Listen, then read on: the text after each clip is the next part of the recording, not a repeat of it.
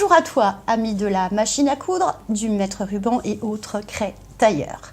Aujourd'hui, je vais te parler du dossier balai masque qui a été présenté à l'Assemblée nationale. Alors, c'est quoi ce dossier? Ce dossier, c'est l'ensemble des témoignages des couturiers et couturières qui ont participé à l'élan de solidarité pour la confection de masques, et bénévolement. On avait déjà entendu parler de nous à l'Assemblée au mois de mai. Regarde. Vous avez refusé de réquisitionner les entreprises de textiles. Les couturières ont dû pallier la défaillance de l'État, qui plus est, sans être rémunérées. Ah, c'est génial. T'as vu, on parle de nous. Mais ça nous suffisait pas. Alors voyons comment il a été présenté à l'Assemblée nationale par Daniel Obono, député de Paris. Au pic de la crise sanitaire, faute de mesures adéquates prises par le gouvernement, le pays a connu une pénurie de masques et autres équipements de protection. Dans un élan de solidarité, des milliers de couturiers et couturières, costumiers et costumières, bénévoles et professionnels en ont confectionné avec leurs propres moyens afin d'approvisionner la population des quartiers, centres hospitaliers proches ou des personnels administratifs.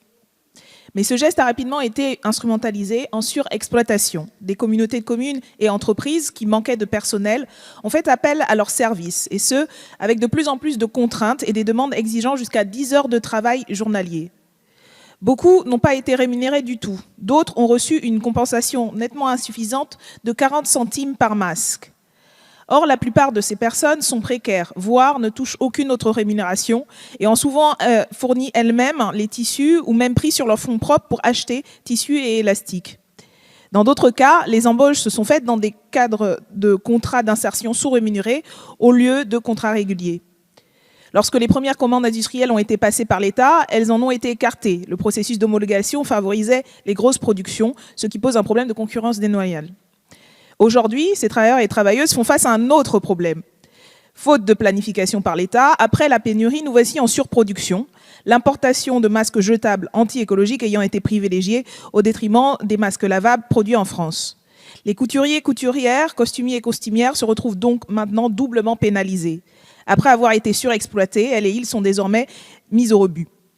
1658 de ces professionnels indépendants et indépendantes se sont regroupés au sein du collectif Balai Masque pour dénoncer les heures de travail non rémunérées et l'emploi d'une main-d'œuvre sous-payée au profit de grosses entreprises ou de collectivités, ce qui dépasse largement le cadre d'un travail ponctuel bénévole déterminé par la solidarité.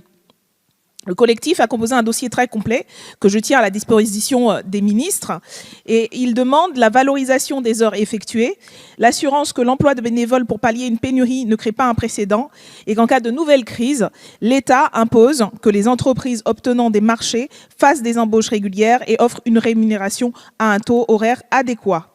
Quelle réponse le gouvernement compte-t-il donc apporter à ces revendications légitimes? Voyons maintenant la réponse du gouvernement. En premier lieu, je souhaiterais saluer la mobilisation de ces professionnels qui ont su se mobiliser rapidement pour répondre aux besoins de production de masques pour l'ensemble de nos concitoyens. Cédric O. Pourquoi ils ont appelé Stop Covid? Il n'y avait personne d'autre pour répondre. Bon, on écoute quand même. Pour assurer la production des masques, le gouvernement a fortement mobilisé l'industrie textile française, qui a répondu à l'appel avec désormais plus de 400 entreprises qui se sont qualifiées pour produire des masques grand public. Plus de 20 millions de masques sont produits chaque semaine en France. Comme tout professionnel, les couturiers et costumiers peuvent bénéficier des mesures de soutien mises en place depuis le début de cette crise. Ainsi, en tant que professionnels indépendants, ils peuvent bénéficier du fonds de solidarité mis en place par l'État et les régions qui vise à soutenir les très petites entreprises, les micro-entrepreneurs, les indépendants et les professions libérales les plus touchées par la crise. Également, la subvention prévention Covid a pour objet d'aider financièrement les entreprises de moins de 50 salariés et les travailleurs indépendants sans salariés et à prévenir la transmission du coronavirus au travail. Destinée aux entreprises de 1 à 49 salariés et aux travailleurs indépendants sans salariés, qu'ils soient commerçants, artisans ou exercent une profession libérale. Elle soutient les entreprises et travailleurs indépendants sans salariés dans l'achat ou la location d'équipements destinés à prévenir le Covid-19 au travail. Je tiens aussi ici à citer les aides proposées par le Conseil de la protection sociale des travailleurs indépendants. Les artisans et commerçants, ainsi que leurs conjoints collaborateurs, relevant du régime complémentaire des indépendants, RCI, ont perçu de manière automatique, fin avril-début mai, une aide de la Caisse de sécurité sociale des travailleurs indépendants. Pour être éligible à cette aide, il convenait d'être en activité au 15 mars 2020 et immatriculé avant le 1er janvier 2019. La palette large de ces mesures, qui interviennent en complément des mesures mises en place par les régions et les autres collectivités, devrait permettre aux plus petites entreprises et aux travailleurs indépendants sans salariés de faire mieux face à la situation actuelle. Enfin, je tiens à souligner que, sensible à la situation de ce secteur, le gouvernement a permis la réouverture des commerces textiles tels que les merceries avant le 11 mai, permettant ainsi aux couturiers et costumiers indépendants de pouvoir s'approvisionner en matières premières. D'accord. Complètement à côté de la plaque, stop Covid. Qu'est-ce que tu veux que je te dise? Mais c'est pas fini. Daniel Obono recadre les choses. Oui, ce n'était absolument pas la question que je vous posais, Monsieur le Ministre, à vous et votre gouvernement. La question qui se pose, c'est des mesures par rapport à ce qui a été fait, c'est-à-dire du travail dissimulé, c'est-à-dire de la surexploitation de ces travailleurs et travailleuses. Donc il ne s'agit pas de me répondre qu'il y a des aides.